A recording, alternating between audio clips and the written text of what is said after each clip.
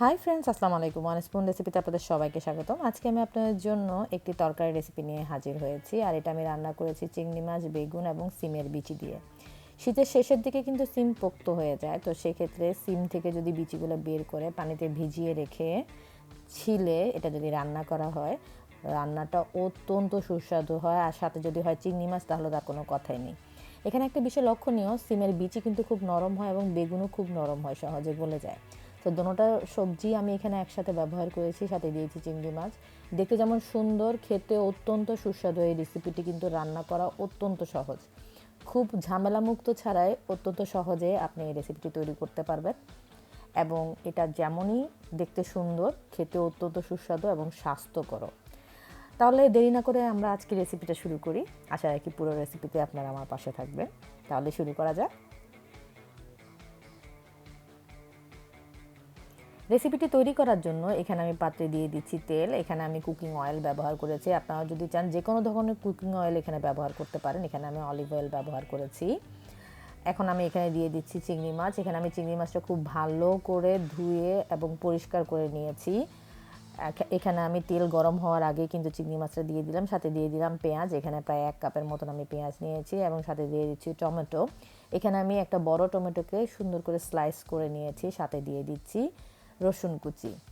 এখন পরিমাণ মতন লবণ দিয়ে এই পুরো জিনিসগুলোকে একসাথে আমি মিশিয়ে নিব।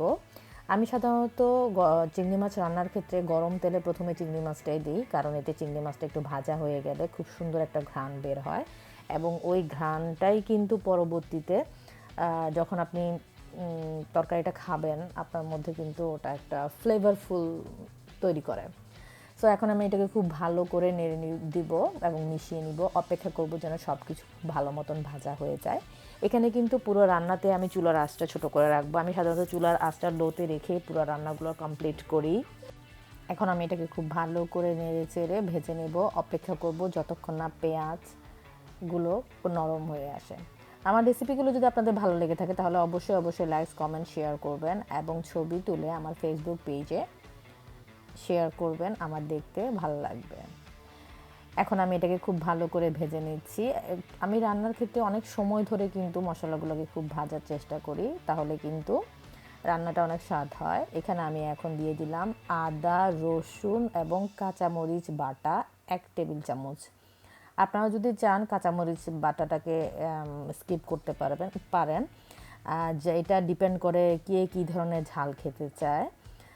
এখানে আমি আদা, রসুন এবং কাঁচামরিচকে একসাথে বেটে নিয়েছি, এবং সেখান থেকে 1 চামচের মতন দিয়েছি। আপনারা যদি চান শুধু আদা এবং রসুনকে বেটে সেখান থেকে 1 চামচের মতন দিতে পারেন।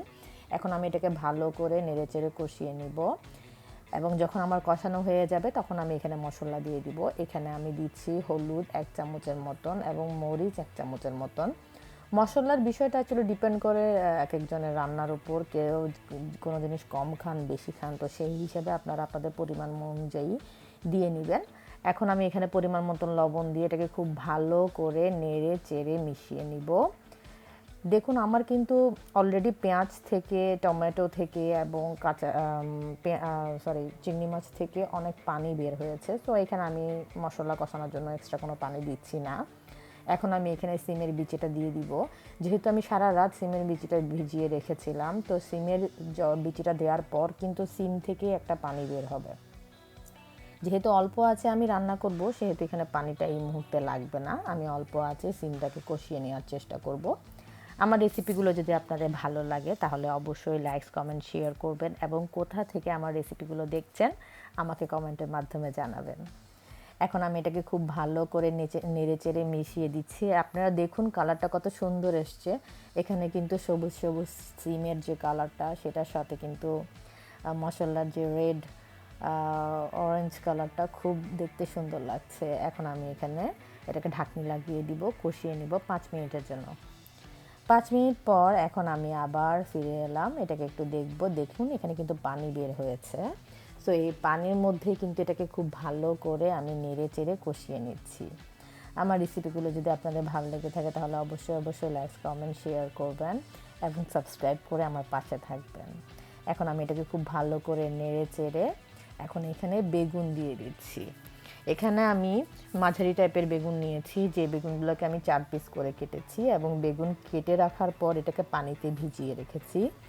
বেগুন এবং আলুর ক্ষেত্রে যে জিনিসটা হয়, পানিতে ভিজিয়ে না রাখলে এগুলো কালো কালো হয়ে যায়। তো সেক্ষেত্রে আপনারা বেগুন কাট করার পর সেটাকে পানিতে ভিজিয়ে রাখবেন, তাহলে আর কালো কালো দাগ পড়বে না। এখানে আমি প্রায় 8-9টা বেগুন নিয়েছি এবং এগুলোকে বড় বড় পিস করে কেটেছি এই কারণে, কারণ বেগুন রান্না করতে গেলে খুব সহজে গলে যায়। আর এখানটা যদি বড় পিস করা না হয়, গলে গেলে দেখতে তেমন একটা সুন্দর লাগে না, খেতেও তেমন একটা ভালো লাগে না। এখন এটাকে খুব ভালো করে নেড়ে চেড়ে আমি কিন্তু মিশিয়ে দিচ্ছি এবং সাথে দিয়ে দিব পানি। যেহেতু আমি একটু ঝোল তরকারি রাখবো, তো সেহেতু আমি একটু পানিটা বেশি দিচ্ছি। বেগুনের ক্ষেত্রে একটা জিনিস মাথায় রাখতে হবে, যতই পানি দেন না কেন বেগুনটা ভেসে ওঠে। তো সেক্ষেত্রে পানি দেওয়ার ক্ষেত্রে আপনারা চিন্তা ভাবনা করে বুঝে দিবেন। যদি আপনারা কম ঝোল খেতে চান সেহেতু কম পানি দিতে পারেন, কিন্তু সেখানে যদি বেগুনটা ভেসে ওঠে তাহলে কিছু করার নেই। 20 মিনিট পর আমি আবার ফেরত আসলাম। দেখুন আমার রান্নাটা প্রায় হয়ে আসছে, বেগুনগুলো এখনও মোটামুটি সেদ্ধ হয়ে আসছে।